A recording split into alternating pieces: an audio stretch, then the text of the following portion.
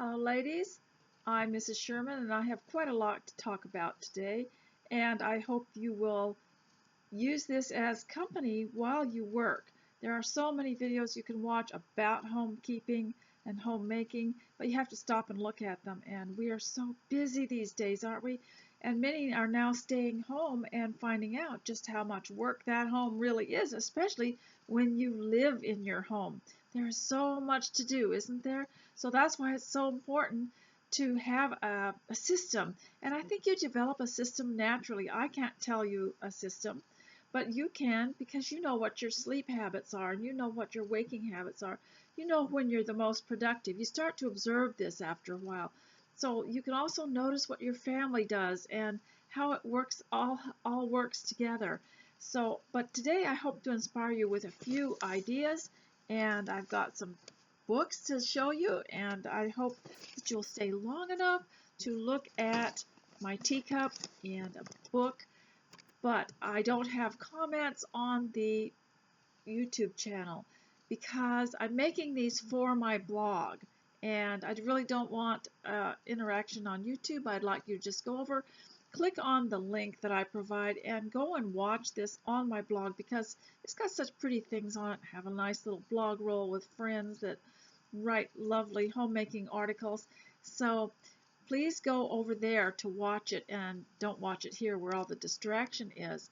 So today, before I go, I am going to, before you go, I'm going to show you my teacup. Isn't this pretty? It's got that sort of peachy coral color that I love so much. And there's the saucer, and I got it at Home Goods a few years ago. Absolutely one of my favorites. I love when there is something inside of the cup. It's so amusing because as you drink it, you get to look at it. And children especially love this kind of thing. So don't be afraid to let them use your china because, like my mother said, there's more where that came from. And this is Gracie's Teaware from, doesn't say where it's from, but you can also go and get some of this online. Just type in Grace's Teaware and you might be able to find it. There's Gracie Teaware and Grace's Teaware. Seems rather confusing, but I'll put a picture of this on for you. And I'll tell you how important it is to have that hot cup of tea in the morning. Doesn't matter what kind, whether it's a tea or an herbal or tisane or something you make out of fruit, or I've even drank cucumber tea. And it doesn't matter. Just keep that hot liquid going through your body. Start your morning with it. Sit down with your fancy teacup and a nice little planner or notebook. You can just make a notebook if you want to. Get some paper and put it together. Put a few stickers on it and make your own notebook and start writing down the things that you think you need to do today and the things that you'd like to do. And I want to show you a book before you go, and that is a Victoria, written by Victoria, and this was written in 2009, so it's a little bit newer. And I don't know if this is the Victoria that was, yeah, it was written before the Hoffman Media took over Victoria. So it's called the Essential Tea Companion, Favorite Menus for the Parties and Celebrations of Tea. So I'm going to, what I like about it, I got it from one of those thrift books online or Abe books. What I like about it, it was a former library book, and they cover, if it's a library book, it's covered with this wonderful high quality plastic, and you can clean it. You can, spray your little vinegar on it and clean it and wipe it, and I really like it. And I think I'll go for library books from now on, former library books. The library books are actually a higher quality all around, I think. And I think someone told me that used to buy books. She said if she got the library book, that it was a better book. So I want to read the introduction, and I want to read the rest of the table of contents. Okay. Now, by the way, I'm Mrs. Sherman, and I have decided to do videos so that you could meet me and see who I was.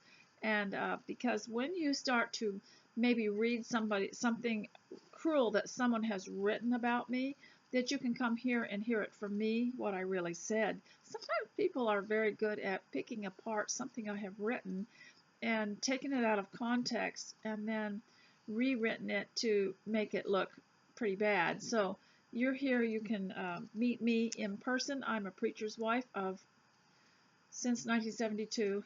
Can't even count the years anymore. And I'm a seasoned homeschooler. I don't always talk about homeschooling, and I know some of you are teachers, and I will give you some ideas of what you could do as a teacher to help um, to fill up your time while you're not working. And I like to talk about different things I learned while I was homeschooling my children, but it doesn't mean that I think everybody should do it. I would like for them to, but I'm just glad you're here listening to me, and I hope I can be of help to everyone. So the table of contents read as such, but the little introduction here with beautiful pictures, it is really full of beautiful, beautiful photographs, really nice photographs. I will try to put some of these on the post so you can see it. We hope you will make a little time to indulge in the pleasures of tea every day. And I'd like to encourage you to do that. Tea flushes out impurities and toxins and viruses out of your body. We were always taught, any hot drink, like we had lemon with honey often during the winter when I was growing up. And that kept us healthy, I think, when we had flu season and cold season. So the first one is the introduction, which I will read aloud to you. Getting acquainted with tea, making time for tea. Ooh, they have one called Morning's First Cup. I might read that to you. Tea and special occasions. More delightful recipes for teas and treats, and resources. Morning's First Cup. That's interesting. Just might do that. Whenever the fragrance rises from a fresh poured cup of tea, a sense of comfort, peace, and ceremony accompanies it. Perhaps that's why, in most of the world, the taking and offering of tea signifies trust and friendship. I had a tea room once, and I never got a bad guest. It seemed like tea and the fancy cups just refined everyone. They just relaxed. I never had any kind of discordant conversation, never heard anything that was cruel, never heard anything critical at a tea. Teas are just wonderful. It's an occasion, a moment of calm, to which the harsher realities are simply not invited. In fact, ever since this beguiling beverage from China was introduced to Holland and England, see, that's a good thing that came out of China, isn't it? Tea time has been a social and civilizing event, a chance to deepen old friendships and develop new ones. We invite you to take part in this time-honored tradition by offering you ideas and inspiration for a joyous range of tea parties, from special occasion teas, such as holiday housewarmings and bridal showers, to the spur-of-the-moment picnic or relaxing late afternoon cup with friends. Our advice on must-have china and chintz, as well as our overview of silver tea accessories and traditions, will help make you the confident hostess. And I have said many times, if you want to show hospitality, tea is the best way to go. It's very simple. You don't have to worry about getting hot food on the table, not many dishes, and as long as the tea is hot. The food can be cold. You can make it the night before, put it in the fridge. It's just little sandwiches and maybe a treat. And you can always be confident in it. And as you practice it more on your family, then you can do it with ease. More than 100 irresistible teas, sandwiches, breads, and spreads, not to mention cookies, cakes, and tarts you can mix and match at your own celebration. Whatever the occasion, giving a tea party allows you the opportunity to entertain friends and kind acquaintances with sweet style. Take care with the food, brew a bracing pot of tea, but most importantly, enjoy the warmth and joy possible only when good friends gather for a party. So I'm going to, I'm kind of intrigued by that morning tea. This is one of my cookbooks, and I order them when I see them real low prices, $3, $4, $5, and they're books I've always wanted, but were so high at the time. I think this one was $20, but I think I got it for $4. And some of these, like Abe Books and thriftbooks.com, you can get a free book after you've ordered a couple, and sometimes free postage. It's just wonderful. And so I'd encourage you to go over there and do that. I believe that page, a lot of beautiful pictures of teacups in here too. And I'd say the best teacups you can get are at Home Goods, and or you go online and order Gracie China, because it's brand new and it's not they're not expensive. So let me just see if I can find this.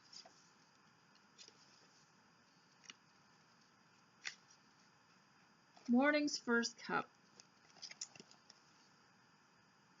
Does this remind you of the stories you used to listen to? Brew a cup, brew a day, unhurriedly. The sunrise song of tea is lyrical, but with bracing undertones. Of course you can, it murmurs encouragingly. The flavor holds a hint of far lands, yet is as familiar as the cat that comes to nuzzle your leg or sunlight on the windowsill. And as you lift your first cup of tea and feel its warmth, the day's challenges settle into perspective. A breakfast tea implies breakfast, an important meal we're often tempted to skimp on or rush through. But those hearty, homey smells of breakfast filling the kitchen are part of morning's joy and childhood's memories, whether it's homemade English muffins to slather with jam or simply a bit of sugared cinnamon gilding the toast. When you take the time to fortify yourself and your family with something special like blueberry fritters, you're making a sovereign statement. This part of the day is about us. Now, I have reviewed this before in it was under another title, so if those words sound familiar, but this one had different recipes in it, and they included it's just kind of a combination of several. So, but I do admire it, and I do recommend it, so I wanted to tell you about that. Now, today I'm going to talk to you about a little bit about children. I have a lot of subjects to cover here, but children and how to draw. Now, I have this book called How to Draw Flowers. I have no idea where I got it. It says it's by Watermill Press. I'll put a picture of it on the post so you can see it. And I think it's really important to teach children how to draw. Now, I was never taught how to draw. We went to public school, and all they would do is give you crayons and paper and say draw. Well, if you didn't know how to draw, what were you supposed to do? You have to be taught. And so I was never taught how to draw, and I really would take the crayons and try to draw what I saw, and with no instruction at all as how to do it. It's very difficult for me. But I later on, when I homeschooled my kids, I decided the best thing to do would be learn to draw, and then the art would come later and the color later. See, what makes people art illiterate is that, first let me back up and tell you about watching a movie that I noticed something about, and it was called Little Women. It was the original, not the original production, but one of the ones in between, probably 1990s or 1980s. And there was a scene of the youngest of the Little Women. I think her name was Amy, and she was painting. She was taking art instruction, which was a common thing in the Victorian times for women to do, was take art classes. And they'd learn to paint flowers on plates, and they would learn to paint scenery. And everyone learned. It was just common. Everybody seemed to be art literate. But then enter the 1950s, where they believed that you either had it or you didn't. You either had the talent or you didn't. And I fear I lacked the talent. And their philosophy was you were either zapped with this instant talent or not. And so they would tell the students at school, just draw what you feel like drawing. And of course, some of us didn't do a very good job because we didn't know what we were doing. And so then they would pick out the brightest ones from that kind of thing and declare that they had talent. Okay, but talent, in my opinion, isn't zapped. You're not zapped with talent. You can learn, and you can create talent. And I think that was just a faulty thing to do, whereas the Victorian women learned art, and they learned to draw, and they learned to paint, and everyone had an opportunity to do that, and probably had to pay for the lessons, and they had, some of them became serious artists, but they all had a chance to learn. So this is, in my opinion, if you learn to draw, and this is so good because it says how to draw flowers. Well, they start you out with a shape. Now this is a tulip. So if you'll notice up there, they'll start out with a shape. It looks like an egg, doesn't it? Then they'll show you number 2, what to add to it and what to add to it until you get the picture, until you get the tulip. You see there? So now what I'd like to suggest is if you get a book like this, it also has, I'll just let you see, it also has the daffodil, and it shows you the different parts of the daffodil, and goes step 1, step 2, step 3, step 4. And then it has roses, and it has petunia, marigold, violet, chrysanthemum, sunflower, the wild rose, the roses, the wild pansy, the daisy, the foxgloves, and the Queen Anne's lace. I'll put pictures of this on the post for you. The dandelion, the flax, the buttercup, wild strawberries, blackberries, and it's all step by step by using little shapes. White water lily, prickly pear, and house leek. Now, what you can do with something like this, if you just get this, and this is a wonderful, by the way, this is a wonderful time. This is a wonderful time to be alive. And I hope that you'll use these days at home to learn something, to progress in some way, to make some progress. I hope you can write a book about what you did during this time at home. And but I can't because I'm never home.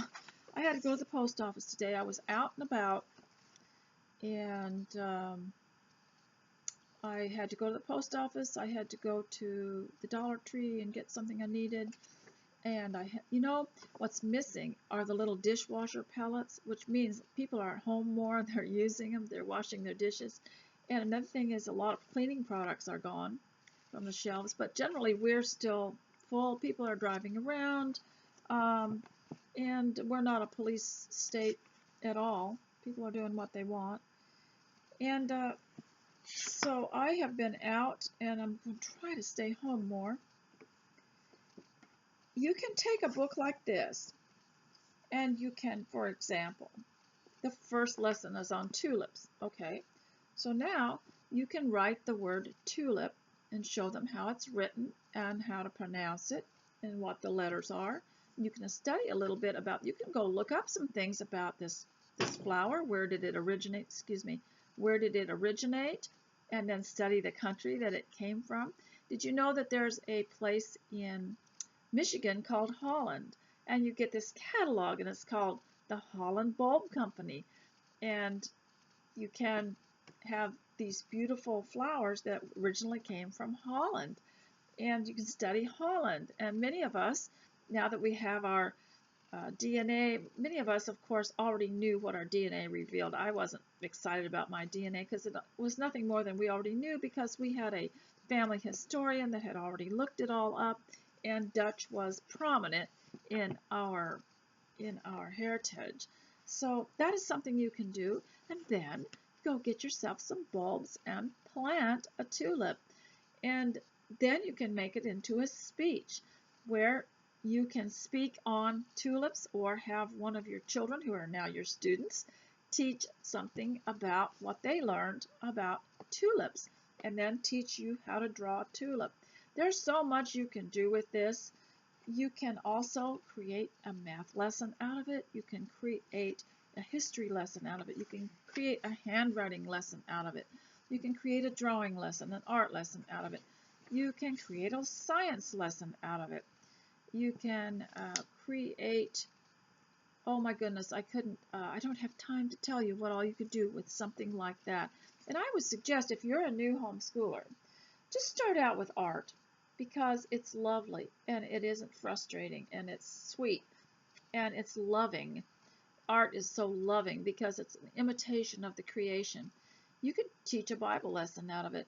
You could just start out with art, And then turn the art lesson into your spelling and your handwriting and the alphabet. You know, there's 26 letters of the alphabet with 44 sounds, and you can do so much with art. And I would say every morning start with art.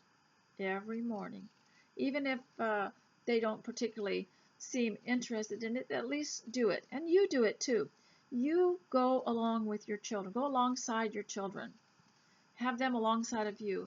You order a book for you and a book for them, and you be a student too, and you learn along with them.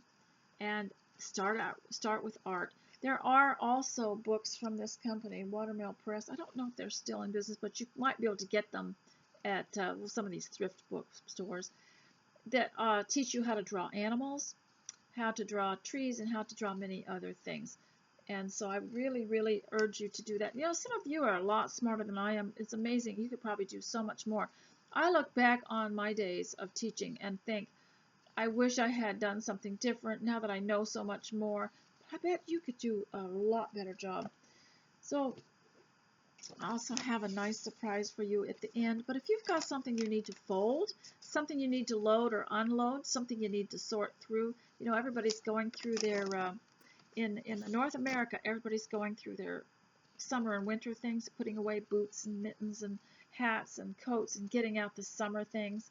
And so everybody's going through and sorting things. So if you've got something to sort, if you have a box of papers you need to go through or some books to go through, if you've got a kitchen to clean, I designed these so that you could clean a room. If you needed to go and just clean out a bedroom and clean out the closet or make the bed or redo the, wash the bedding and put clean stuff on, that you could go do that while you listen and I can keep you company. Now realize, use good judgment in the things that I say because it might not work for you. Not everything I say is going to, I'm just talking. I'm just keeping you company. Don't take it all severely seriously. Just take it, it's my opinion. It's my experience. I'm just sharing that with you. So don't get too upset if you don't think that it will work for you, the things that I talk about. The first thing that I always talk about, I divide this into 3 sections, and it's your appearance, your home, and other people, living with people. And it's a lot of fun sometimes to analyze conversation, you know, how to be careful what you say and to analyze when they're trying to bring you into an argument, how to handle that because we're going to be living at home. And sometimes people's reaction to living at home when they're not used to it is to say, when there's hard times, well, I get in too much trouble at home. We argue a lot, so we shouldn't be together at home. We should be gone. But you see what the problem there is that's not what you should say. You should say, I'm going to learn to get along at home. I'm going to learn to get along with these people. That's what you should say. Instead of saying, it just doesn't work for me.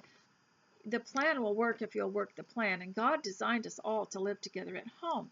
And one of the greatest things that we did when my children were growing up to help us live together in love and harmony was to remember Noah and the ark. How many days was he on the ark? And what did those people do? Well, apparently the ark had several levels. And one of the levels was the animals, and they had to work on look after some of these animals. They had to check things out. And then apparently there were upper levels where the people lived, and they had meals, and they probably had to clean up after themselves, and they had to get along. How do you think they got along? Do you think they fought all the time? Well, no, I don't think they did. And so what you do is you think of yourself as on a ship and you're all together. You know, there have been lots of old movies done of people on the ships and how they kind of formed relationships and how they kind of created a culture, you know, on the ship. And when you think of yourself as doing that, things change and it becomes an adventure. And so think about Noah and the ark because that's what you are with your family. You're on an ark. You're alone and with your family. And even without a crisis, homeschoolers and homemakers, we're always like this. This is not a crisis for us because we're home all the time and we've learned how to make do at home. And The reason I created these videos was because of the isolation that you feel at home. You know, a lot of people think they're lonely, but it isn't loneliness, it's isolation, because you cannot do this in a group. You cannot manage your family with too many other people around. You cannot do that bedroom that you want to clean out with a group. And you don't have any approval. You don't have any group approval. You're not getting any rewards, and except for the satisfaction and many other things that happen. And it also builds your faith. So I'm going to start out by saying, after 25 minutes of gabbing with you, that you need to dress as though you want to be transferred to first class. So dress first class for your home. It is better than any place. When you get finished being a homemaker for a few months, you're going to realize that you're going to want to make that place somewhere you would rather be than anywhere else. Now, for many people who have been self-employed, you will find out that they learned a long time ago that they have to shower and dress and get ready to work in their office at home. And I feel that even though your home is not an office, that your children are so important, and your family is so important, and your house is so important. And even if you live alone, this is so important to have the self-dignity of dressing first class. Dress as though you are going on a trip, and there were 3 classes, weren't there? Was it first class, business class, and coach? Is that what they are? Dress as though you're going to be promoted to first class. Dress as though you bought the business class or the coach, and you're going to be promoted to first class. So dress that way. Dress so that you can be promoted to first class. And dress first class for your home. I think that is so important.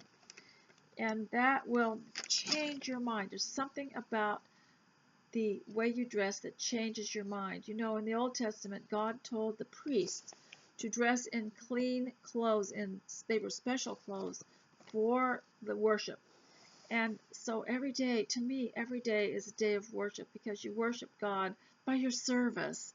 And I just really think that dressing, getting your hair done, putting on your makeup. Now, I wear coverage on my face in it because of the fact that I've had troubled skin, but I've noticed that it's also a barrier to the outside world. It's a barrier to pollutants, and I believe it's really good for my skin too. But I think that this is so important. The appearance is so important. And doesn't the Bible say, glorify God in your body? Yes. And I think it is a reflection of this wonderful creation about us. Look as nice as you can. So I want to make a little quote here that I remember. I listen to Wives and Daughters while I work, and there are about 6 episodes of that. And every now and then I pick up a little saying from it. And I remember when Hyacinth first met Molly, Mr. Gibson's daughter, Dr. Gibson's daughter. No, I'm sorry, it wasn't Hyacinth, it was Lady Harriet. When she met Molly Gibson at the wedding of Molly Gibson's father to her new mama, and she said, Hyacinth said, I have the distinct advantage over you. I knew you when you were a child. And so I am going to adopt that little saying. I have the distinct advantage over all of you. I knew myself when I was a child. And I've known myself since 1951.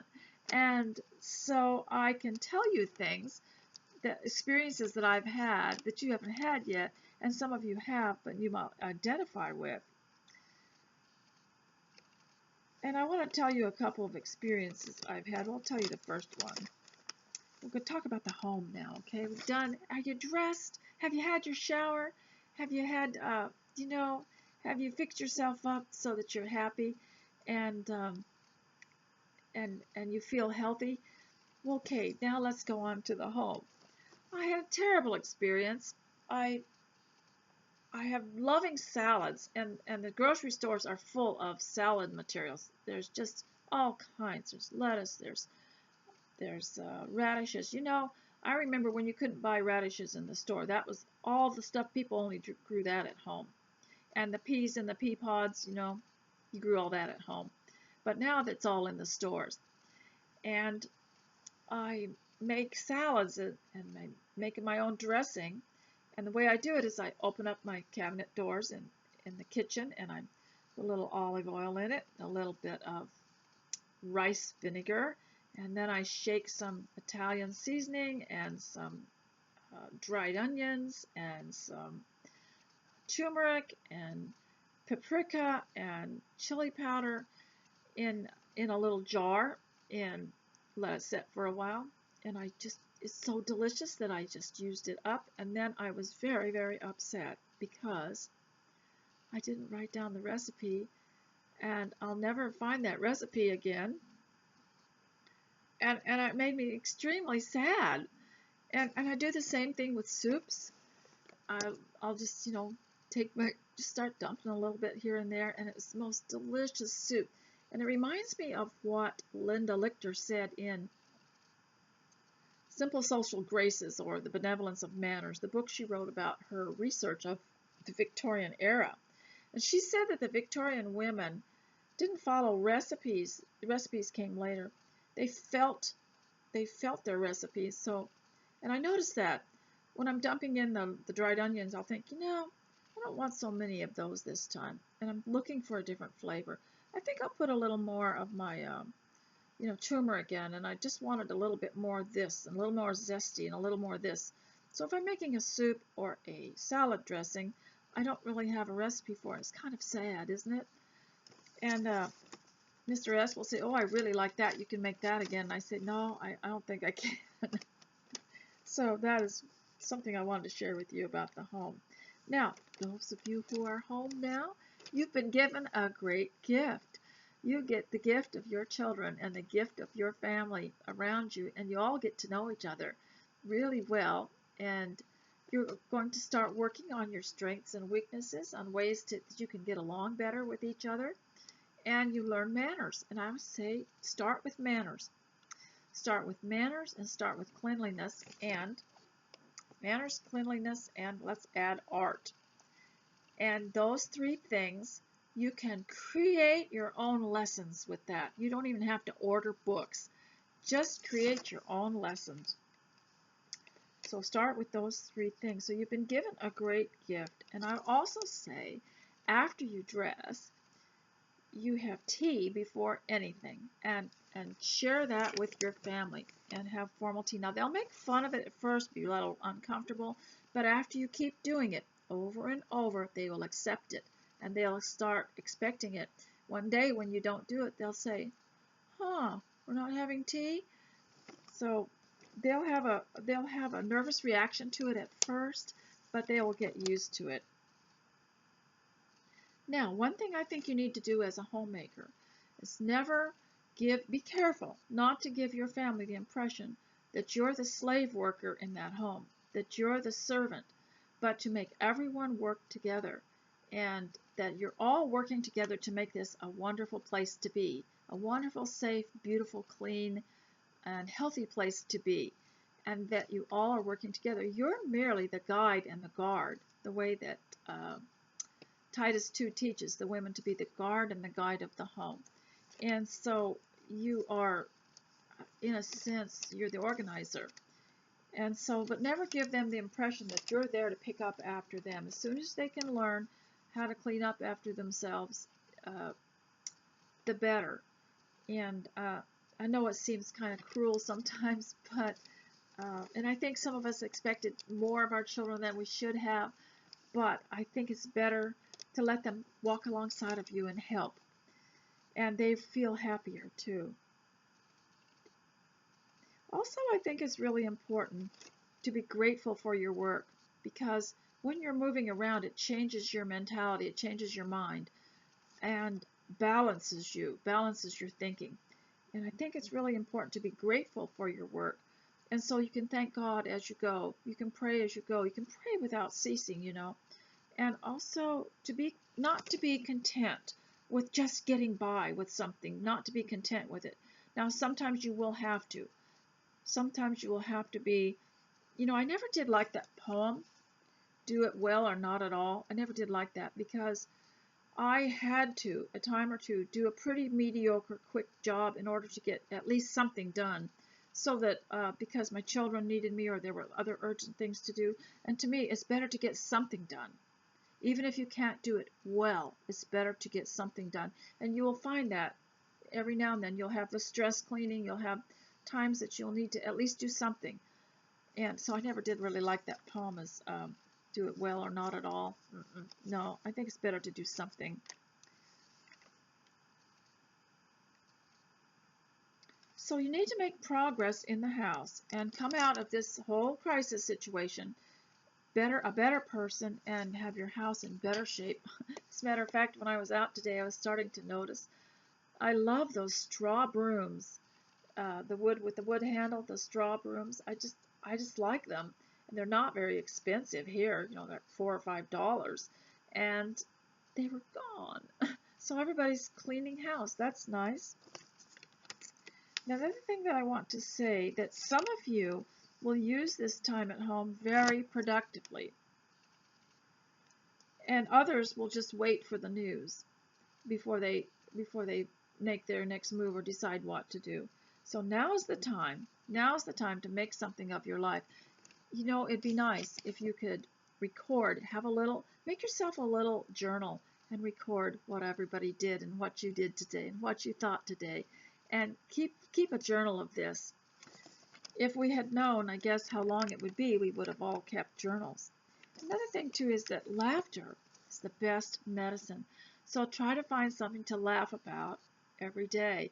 And this is easy to do now that we have the internet. You can find a lot of things to laugh at, or you and your family can make up jokes or make up songs from old tunes and have a good time laughing. The Bible, we're commanded to be happy. And you'll pay a price for happiness, though, because a lot of people don't like it if you're happy. And you will pay a price. You'll get maybe some grim looks, and you will maybe even lose friends over it if you're happy and you're not, you don't have any faith in the current situation, the media reports the current situation. And if you don't have any faith in it and you just don't want to believe it and you don't believe it, you're going to be happy instead. You might pay a price for it. There might be people that aren't very happy about that. And I would suggest, as we move on to talking about people and talking about, the human behavior, I would suggest that you don't invest in news and thoughts or information that doesn't produce faith, doesn't give you a good return.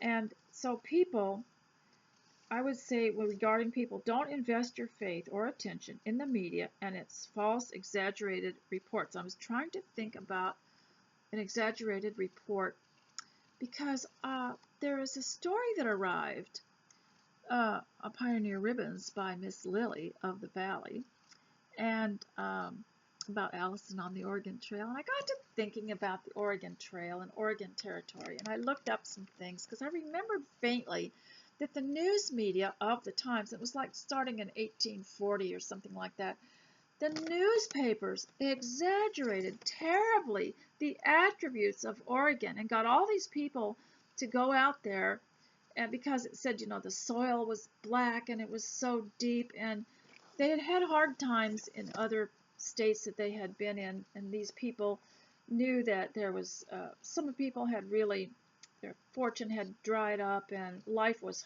hard in America, and so the newspapers, in order to get people out to Oregon, and of course it was very costly to outfit their wagon, $900 per family to outfit the wagon, and half the stuff would have been thrown overboard by the time they got there just to lighten the load. Sometimes the horses would die, and I was reading all about the newspaper exaggeration. They would actually, and also the media in general, they'd create postcards with with people holding up huge cabbages and tomatoes that were bigger than the people. They would exaggerate everything about Oregon to get these people to go on these trips out there. And somebody was making money. Maybe they were borrowing money to come. And it was just terrible. And they had pictures of trees, drawings of trees that were, just laden with all this fruit. And of course, when they got out here, of course, they had to plant all that and get it to work that way. And yes, it is. It is a very lush country, I'll have to say. But the newspapers exaggerated it, and they had articles like "Go West, Young Man," and just all this wonderful thing. But the hardship was incredible, and they exaggerated. It was a land that these newspapers had promised would give you everything, but when they got out there, they gave you nothing, and it was very difficult. And so I know that they have done this in order to motivate people to turn a certain way, to go a certain way, to invest in a certain thing. They will exaggerate. So I want to say, don't invest your faith or attention in the media and its false, exaggerated reports. It's better to hear from a real person, not somebody who has a vested interest in something or who has any kind of economical investment in something and are trying to motivate you to do something and make money off of you. And it will leave you emotionally and spiritually bankrupt if you invest your faith or attention in the media, in the news. And that means you won't have anything. See, if you invest your emotions and your heart in something, some attention on, and I've done this before too, I'm ashamed to tell you, you won't have that attention and that energy and that presence of mind for anyone else, for your family. You're using it up. You're using it up on the media. And then it gives you in return worry. And you won't have anything left to give your loved ones. Attention given the news is attention family or God is not giving. You know, you only have so much attention in a day, don't you? You only have so much. You've got to use attention as though it is money and you're spending it. And you know, we in the USA are entrepreneurs, and we believe that money and business and prosperity is a blessing from God for our hard work. Now, when you're working hard in your home and you're giving your attention to the media, you're spending that attention money. You're spending your attention on something that isn't going to give you the return that you need. It's attention that the family or God is not giving, and it belongs to them. And the fruits of it are worry, sleeplessness, lack of faith, fear, and dread. And it is contrary to the happiness that God has commanded. You know, if you'll look through the New Testament, you will find the word happy. And I'd really like you to do that and do a report on happiness. And I talked to you a little bit about happiness last time on where happiness comes from. You know, happy is the man that does this. And well, the word blessed means happy. It means make more of. And so you will see in the New Testament on the Sermon on the Mount, happy is, and also in Solomon's writings, happy is the man that does this, and happy, and in Proverbs and in Psalms. Just look up the word happy in the Bible and see what you can find, and write a little booklet on it, kind of like this lady here, Miss Lily of the Valley writes, you know. Write a little book on happiness. I showed you how to make a book, okay? Take a piece of paper and you fold it twice and you make 4 pages. That's 8 pages. You can write 8 pages. Write yourself a little book on happiness based on what you see in the Bible, and you can look up the word happiness. Now we've got concordances, and we've got things, you know, dictionaries and things, Bible dictionaries and things. You can look up those things. So happiness is the opposite of dread and fear, and we are commanded to be happy. Have you ever thought about that? So people that make you fear and dread and make you unhappy and constantly sorrowful are very wicked, because they're taking away something that belongs to God, and they're taking away your ability to be happy, which is an obedience to God. So now I want to just talk a little bit about this social distancing everyone's talking about. I think Christians can do it better. If you ever watch any of the Jane Austen movies from the 1990s, the men tipped their hats and the women bowed their heads a little bit or curtsied. I think those are the best things to do. I never was comfortable with shaking hands, and I noticed our beloved and duly elected president has said he's never been comfortable shaking hands either.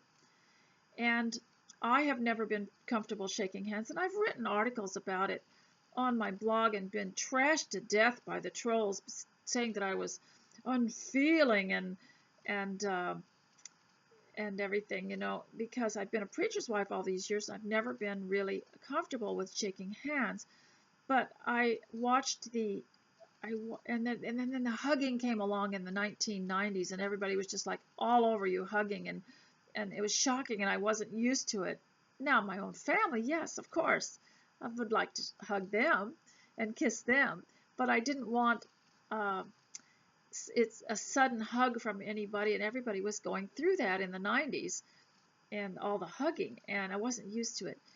And I noticed in the Jane Austen, the movies, like the Miramax, Emma, and the British movies, the BBC movies, the A&E productions, that there was a lot of polite nodding from the women and tipping of hats from the men. And the men also would nod too, and particularly in the dances. And of course, they all wore gloves when they danced, so they weren't actually touching each other's actual hands. And so I think, we can do better. I'd like to go to the nod, and I don't like this part. That goes, to me, that's Eastern. This would be more Western. And so I think if you watch those movies, you'll notice that they bowed and the men tipped their hats. Well, back in the olden days, I remember men wearing hats in the 1950s, and they touched their hat when they met a woman. I just thought that is just absolutely so wonderful. I just love it. And the Victorians insisted during times when there was a lot of illness going around that people cover their heads, and so both the men and the women wore hats, and that was considered very important. They were to keep their hats on, and they wore gloves. And to me, that's just the best. And they carried a handkerchief with them to, cover their noses or cover their faces when they needed to. And I just think that is just the best thing. And I think we could make a little bow or a little curtsy, and the men could tip their hats. Okay? I just think that's the best thing. That's my advice. But of course, I'm not running everybody. I'm only running the USA. So the bow and the curtsy. So I want to direct a little bit of this thing about not giving your attention and your energy to the news media. I've seen them lie too many times because I'm older and more wise than you right now, because I can look back and see where they told a story and created a narrative and even a video or pictures that were faked. And I have seen that back in the past. And if you'd like to write to me, I will, on my email on the left there, I will tell you about one of them, which I don't believe it was true, but that was designed to make people vote a certain way or motivate them to behave a certain way or react a certain way.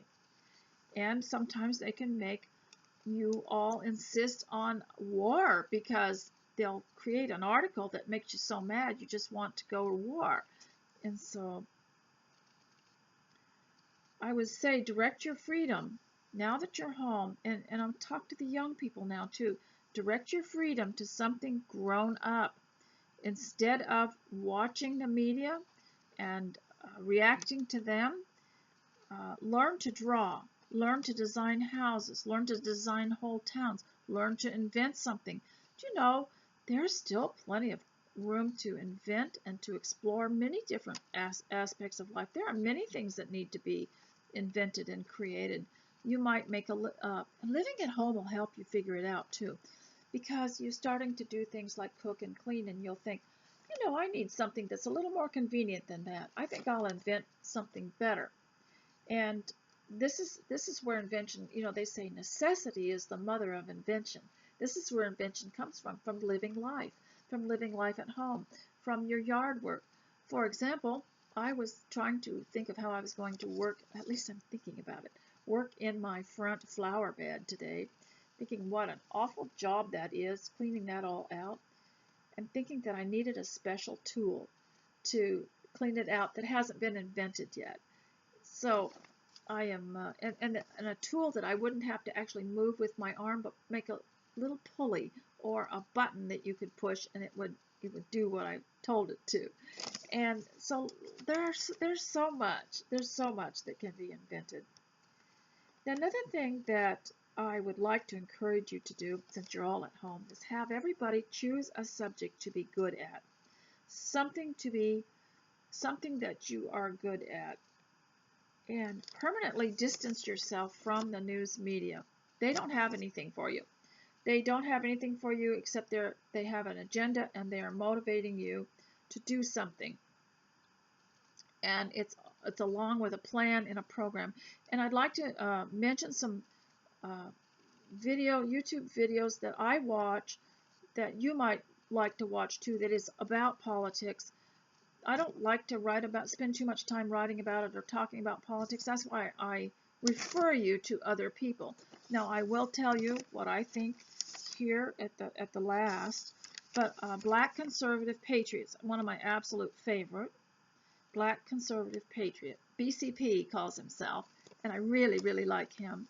I like Ron Paul Liberty, and I have mentioned several others on here that I really like that tell you what is going on, and that is not the news media. It's what I call citizen journalism, and it is very, very good and more uplifting. And yet you can still have your dose of politics and media if you want. If you want to watch Black Conservative Patriot, he's got a lot of good things on there. And one of the things I like about these types of videos that I watch is that they have the attitude that Americans have always had. Instead of blaming, they figure out how to fix something. How do you fix it? And that's the difference between a communist country and a free country, is instead of blaming, we fix it, we improve it. And I have a friend, that is so funny. I'll tell you about them in a minute. I just noticed another note here, is that there was a woman in the Old Testament. Now, I didn't look these up. I can only think of them on the top of my head from classes I've taught, and I used to know, but I just couldn't figure out the details. The woman who's we had a vessel of oil that was she the one that helped Elijah, and he made it so a miracle happened to her olive oil jar, and she'd pour some oil out, and then the oil was filled up again automatically, and it was just overflowing, and it was always full. So I wanted to talk about that, because then the other thing was the fish in the nets. Remember, Jesus talked about faith to his disciples, and then the nets, they had cast their nets out into the sea, and they were filled. They were so full that the nets broke. They were so heavy, they could hardly bring them into the boats. So if God wants us to prosper, then we should do that. And we do that by what? By working. And what did the woman do? She helped the prophet, and she was rewarded with this overflowing jar of oil. And what did these people on the boats do in Christ's time? Well, they were fishing, they were working, and he filled their nets to overflowing. And I always remember, in Homer, Alaska, back in the 1960s, when my father had built a fishing boat for himself, and he wanted to have, and he made his own crab pots, and he made his own shrimp pots, and there was a lady that was retiring, and she was going to go somewhere else to live, and she had known us for quite a while, and she was leaving. She's moving away. And she said to my father, I pray the crabs will jump into your pots. I pray the shrimp will just jump into your pots. And you know, that year was a very prosperous year for us, and we all picked the pots ourselves. It's called, you know, you pick the crab pots, and we picked out the crabs and the shrimp, and they did jump into the pots. But this is the way Christ is, and this is the way honoring Christ will get you, is that it creates your love for God and the desire to work. This is natural. It's just bred into people. I met people today that said they were so glad to be working. And there was a man that was waiting on me in the garden center, and he said, I can't not work. He says, I have to work. It's just part of him. And it's because they can't help their families. They can't feed their families. They believe in life. They believe in human life. And this is what helps keep life alive, is working.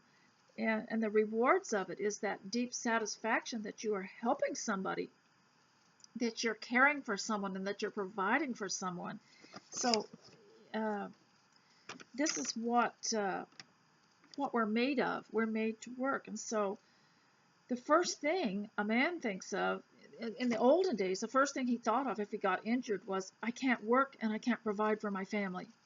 And in those days, there were only a certain amount of jobs, and they were for men, because, you know, the women had to look after the home, and there would be real dangerous jobs like logging, like cutting down trees, really dangerous jobs, and fishing out in the deep sea fishing. And so if a man got injured, it was the worst thing, and that's the thing that he would worry about the most, and was, I can't provide for my family. If I get sick or I have an accident or an injury, I can't provide.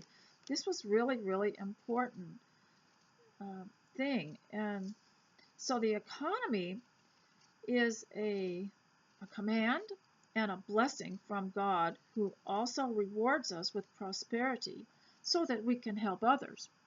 And so that's why it's very wicked to shut down the economy. And I told you in my last video that our president was in favor of just keeping arm's distance and staying home if you're sick, and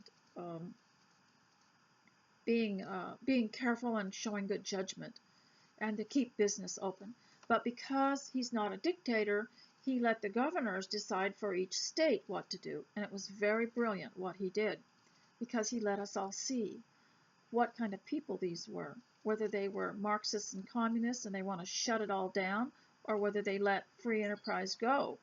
Now, we have a governor that sometimes the police don't, the police are not in her pocket, and they will not always do what she says do, because we know our local police, and they don't want us to live in a police state. So there are places that on their websites, they tell you you can go, and they promise they won't arrest you.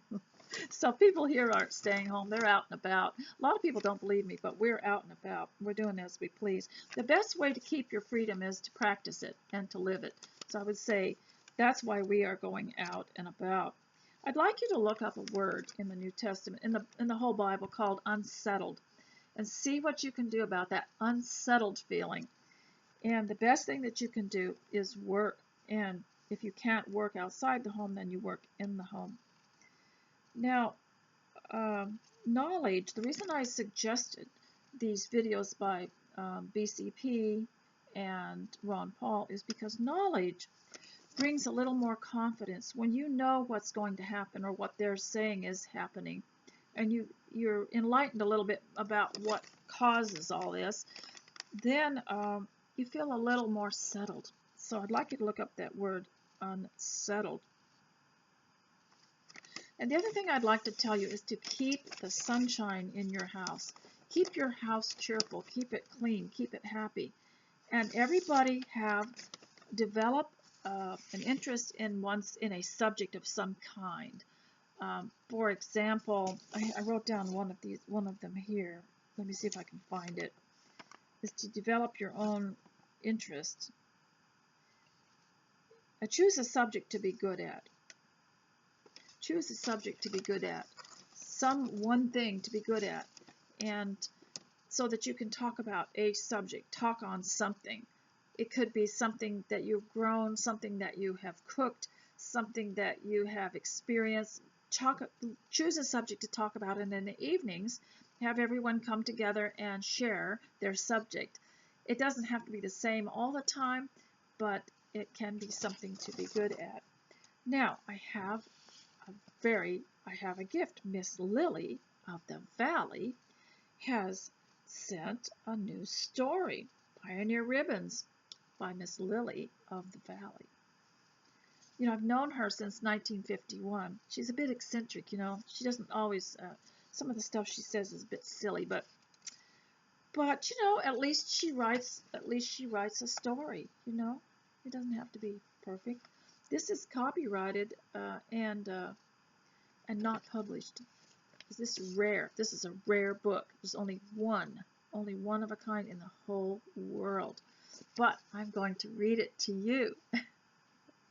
This one's called Prairie Roses. And it's about Allison on the Oregon Trail. And this is episode 5, I believe. Allison began her day with the other travelers by quickly finishing up the last of the stitches on the new old calico dress, where it had torn. She was looking forward to this day because the wagon master, who was also the preacher, had told them to look for some soft rolling hills in the distances as they grew closer to the Oregon Territory.